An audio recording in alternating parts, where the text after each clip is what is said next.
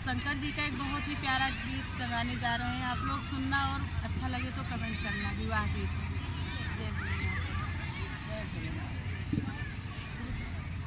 फागुन मास परई शिवरतिया परई शिवरतिया रे कन्या भूखई शिवरात रे ललन माय रे कन्या भूखई शिवरात